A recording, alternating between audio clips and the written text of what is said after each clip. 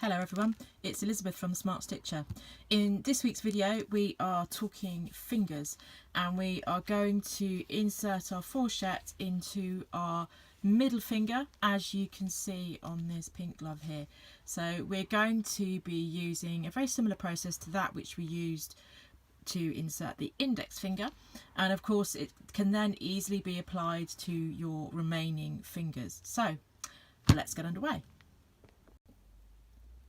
Before I start sewing, I'm going to be opening up the next line, so this will be on the left hand edge of my middle finger. I'm going to go down there on the back of the hand as well as on the palm view, and then just like we did with the index finger, I'm going to add some clips to clip the fourchette into position before we do anything else. So I've got the fourchette clipped and I've got my tacking stitches from when I did the fourchette for my index finger, so they're already in place, and I can see that I've got the rest of my glove almost as sort of as I would be wearing it. So I've just made sure that I've leveled the side edge. I always think if your side edges are level, then you're not going to sort of distort the glove, which fingers can be vulnerable, as we know, when we're sewing them. So try and keep everything nice and level, and that just helps you check for fit. So where I've clipped, and I think much the same as with my index finger, I can see that my fingertip is probably going to need quite a lot of trimming when we come to it. So as I look down the side, I can see that I've actually been quite generous with my fingertips on both the back of the hand and also the underside. So I'm going to taper them off a little bit more and just remove some of this sort of side edge to create a finger that's slightly slimmer. So if you have a look here at my paper pattern, I've already drawn that adjustment on. We did the index finger the first time round, but this time I just want to taper off a little bit, coming in off both the kind of left and right sides of that finger, and I've also reflected that as well on the other side to make sure that both of them are sort of fairly level. So the next thing I'm now going to do is take my clips out, and I am going to get ready to tack what's here. But first of all, before I do anything, I'm going to taper my fingertips on the back of the hand view and the front of the hand view, and that's after that I will then do my tacking. Even though we're going to be trimming the fourchettes a little bit later on, I do still put the tacking stitches in them just to keep them into position. We're now going to start our sewing. So I'm going to start on the back of the hand, and I'm going to come up the side seam for the middle finger. I'm going to come up this side, and I'm also going to come up this side and probably stop just after the halfway point, roughly 2/3 of the way along. I'm then going to start my next two needles underneath on the palm side, and I'm going to also come up, well, actually to my tacking stitches, and that'll give me a nice chance then to get the first part of the fourchette in, and then we are going to trim our fourchettes down so they fit our fingers a little bit better. Again, just check as you're sort of doing the fitting, check for anywhere where there may be signs of any leather dragging or sort of diagonal lines, because that can often mean that something is pulling against something else which won't sit properly when it's finished. So just have a quick kind of eyeball and check of everything, and then we are going to get sewing. Now I've already got one of my threads attached from where I started to sew my fourchettes together, so that's the first thread I'm going to be using coming up along the back of the hand. Once again, I'm starting my sewing with a back stitch just like we did with the index finger. So my thread has come up about a stitch width away from the seam where I sewed my fourchettes together, and I've gone down to do well, we're doing pre-stitch again, but I've just gone backwards to take my needle and my fourchette right down into the V that sort of sits at the base of the fingers. So that's what I'm wanting to do, and I'm just about to pull the needle through and create my first stitch. As I'm doing that, I'm just checking that both of the threads I'm using are nice and level, and then I'm going to just level the finger, make sure that both edges along here are nice and level, and I'm going to do my pre-stitch probably 1/2 to 2/3 of the way up the finger. I'm also then going to start a thread off and come up the other side as well, so it's the edges on the back of the hand that we're doing first. Sewing up the side seams on the back of the hand are now complete. I've left the needles attached much the same way as we did with the index finger, so that I can then fit the rest of the fourchette in. I've also now attached my thread on the underside, and I've come out in between my 2 layers of leather to help me line up and get my back stitch in the fourchette again. So this time I'm going to do exactly the same. I'm going to be creating my back stitch, and I'm going to come up probably to about the halfway point. Now, because I haven't created separate fourchettes, I know that my fourchette is going to need a lot of trimming.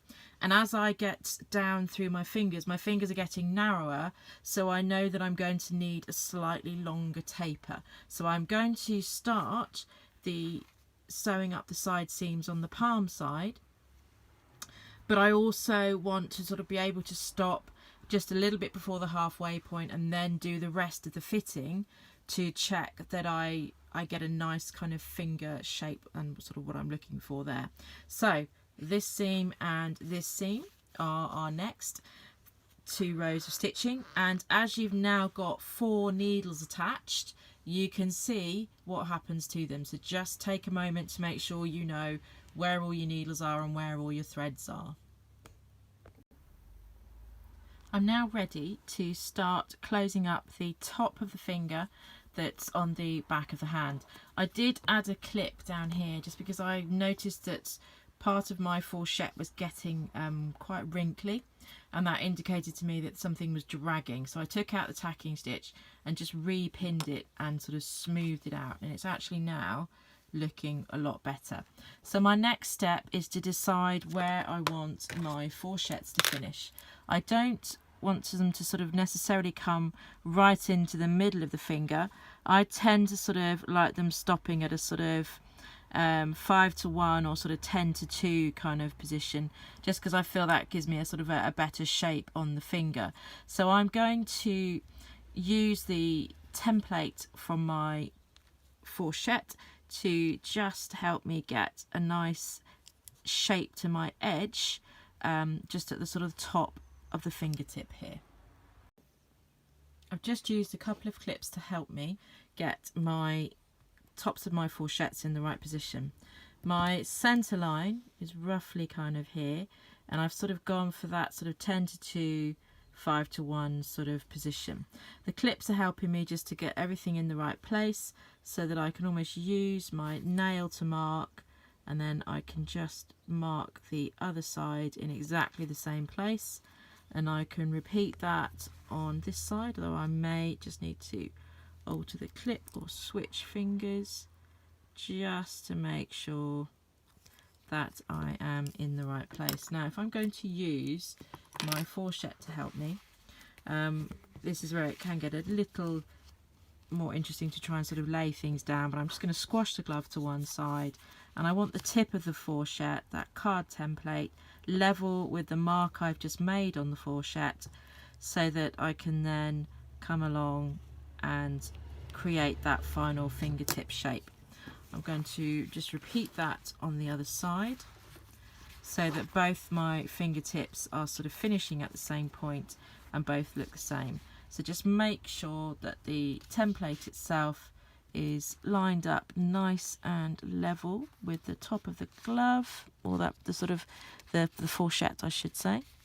And then I'm going to just, with my silver pen, going to just draw the line. Now I am going to cut off some of the underside of the finger a little bit more, but for the moment I just want to get the top of the finger nice and straight. So I'm now going to be cutting off that section, and when we come to fit the underside of the finger, there will be a little bit more coming off of this edge as well.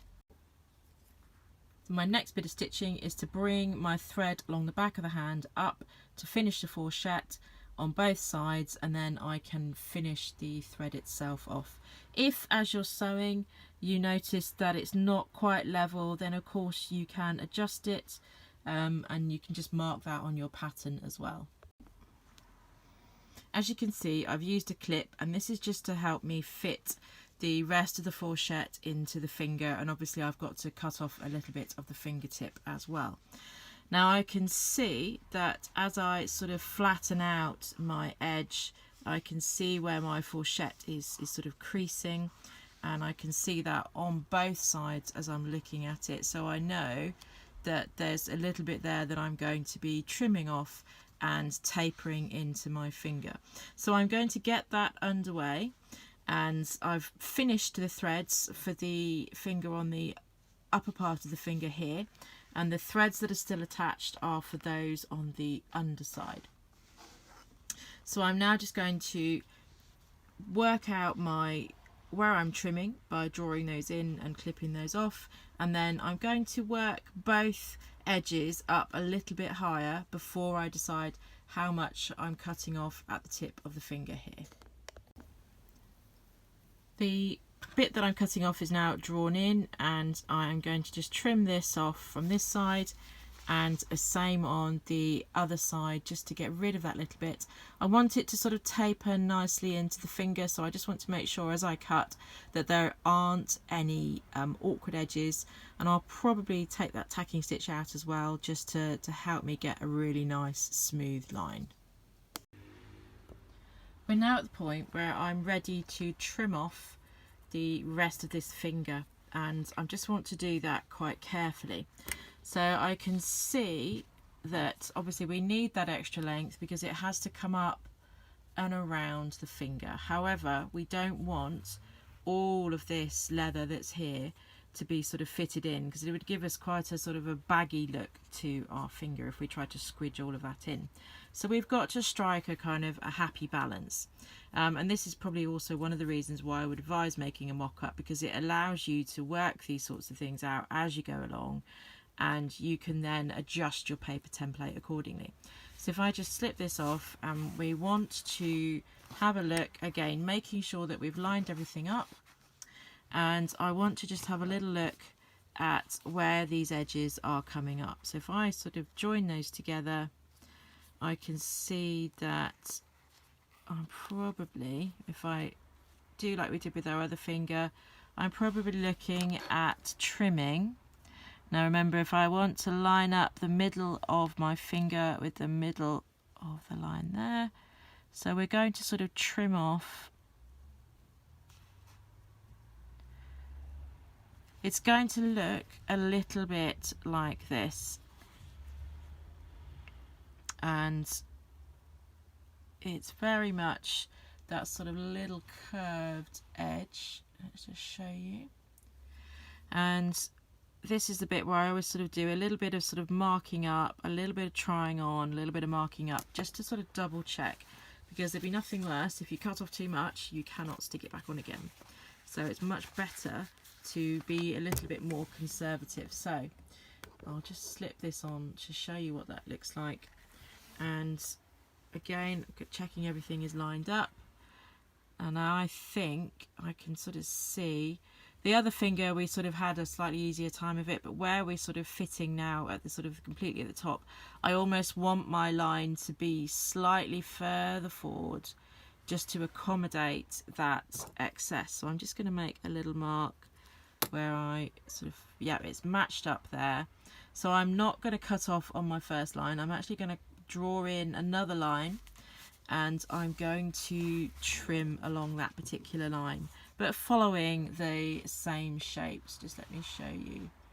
So here we go, we've got that particular shape, so I'm going to just taper it into the edge a little bit more.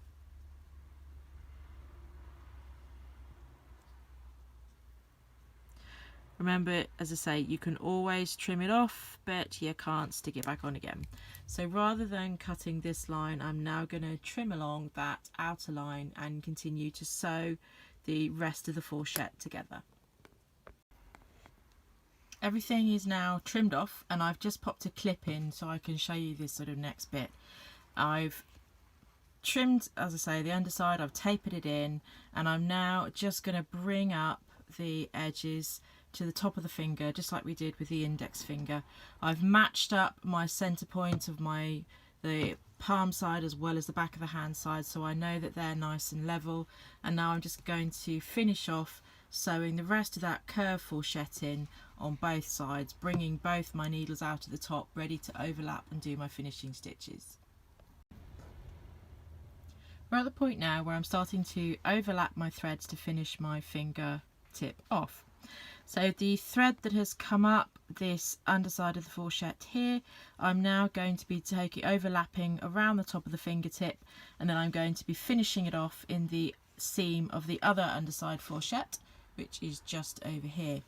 I've already started to overlap with my thread that came from this side and is going over the top, and that is going to go down a little bit into this fourchette, and then I am going to finish them off, finishing them off from this side, going sort of weaving through my existing stitches, because I don't want to turn it inside out, and neither do I want to sort of put a big lump or a big knot on the inside here as well.